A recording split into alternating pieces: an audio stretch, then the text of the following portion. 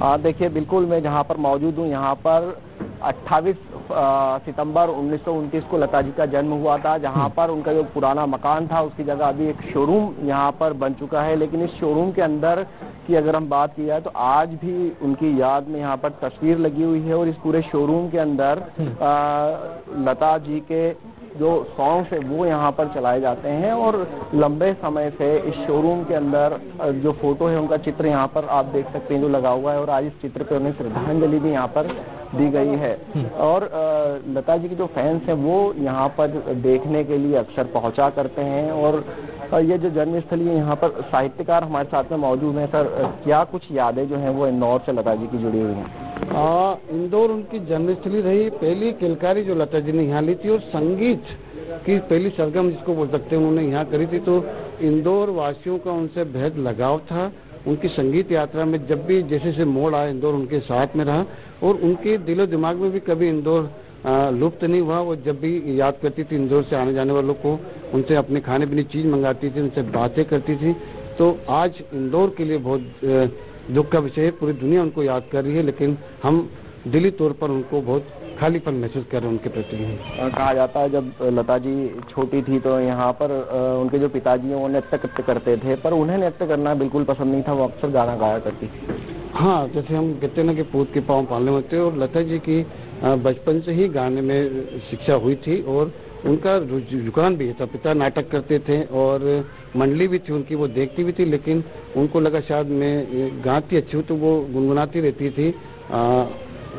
बाद में परिवार उनका कोल्हापुर चले गया, महाराष्ट्र चले गया और संघर्ष के दिन हुए तो लता जी की वही हॉबी, उनकी वही रुचि काम आई और उसी के साथ उन्होंने परिवार के लिए भी संघर्ष करा और हिंदुस्तान की आवाज बनकर पूरे विश्व में छा गई। लता जी इंदौर आती थी तो अक्सर उन्हें यहाँ चार चौपाटियों पर खान पान बहुत पसंद था। तो क्या वो यहाँ पर खाने में पसंद करती थी?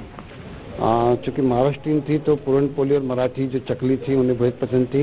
अपने जो मिलने जुलने परिवार उनसे वो कह के आती थी कि ये मेरे लिए आप बना के रखें।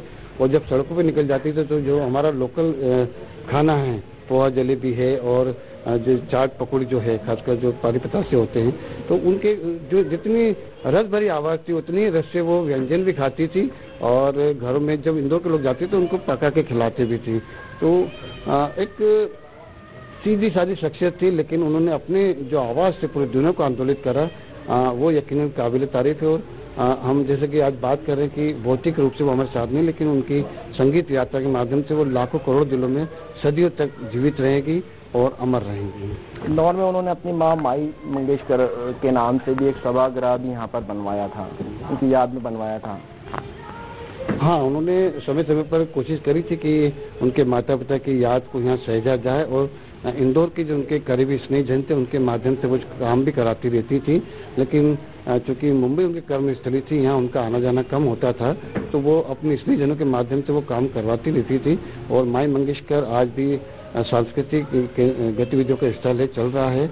और उनके नाम पर जो मध्य प्रदेश का पुरस्कार हम सब जानते ही हैं, मध्य प्रदेश सरकार ने जो शुरू करा, ख्यातनाम संगीतकारों को, निर्देशकों को, अभिनेताओं को दिया जाता है और उनको इस प्रकार से सहेजा जा रहा मध्य प्रदेश में। आगे भी कुछ न कुछ भी लगता है कि सरकार उनकी याद में काम करेगी।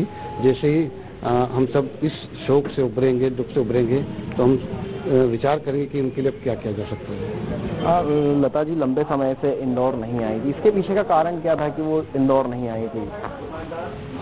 आज इस विषय पे साला की बात तो करना अच्छे नहीं होता, लेकिन जैसे कि मैंने बताया काफ़ी व्यस्त रहती थी और इंदौर में कुछ घटनाक्रम उनके साथ में ऐसे हुए थे जो उनको दिल के लगे थे, लेकिन समय के रहते उन्होंने भुला दिया था, क्योंकि वो दिल की भली भोली थी।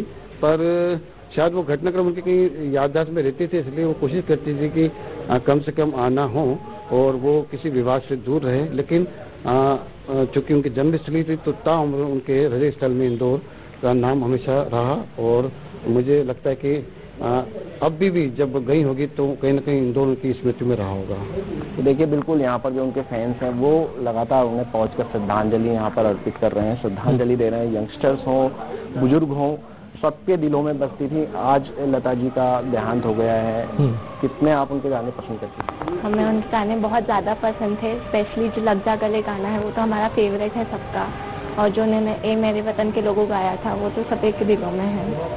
तो ए मेरे वतन के लोगों जब गाना गाया था तो स्टेडियम में हर एक के आंखों में आंसू कहीं ना कहीं देखने को मिले थे।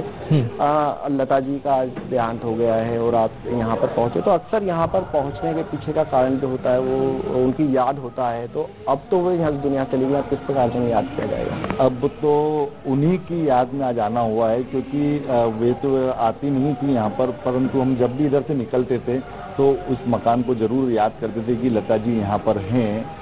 अब तो बड़ा पूरे विश्व के लिए महान क्षति है ये कि ऐसी शख्सियत कभी कभी धरती पे जन्म लेती हैं।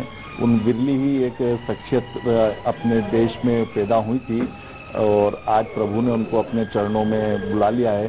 प्रभु उनको अपने चरणों में शरण दे एवं उन्हें अपनी यात्रा संपन्न करें। तो इंदौर से लता जी का नाता जो है वो जन्म से ही रहा है और जब वे छोटी थी तो यहाँ से इस गली के अंदर वे हेमंत से पूछिए, जो लोग आपके साथ मौजूद हैं कितना सौभाग्यशाली महसूस कर रहे हैं कि आज ये उस जगह पर खड़े हैं जहाँ सुर कोकिला स्वर कोकिला लता मंगेशकर जी की किलकारियां गूंजी थी।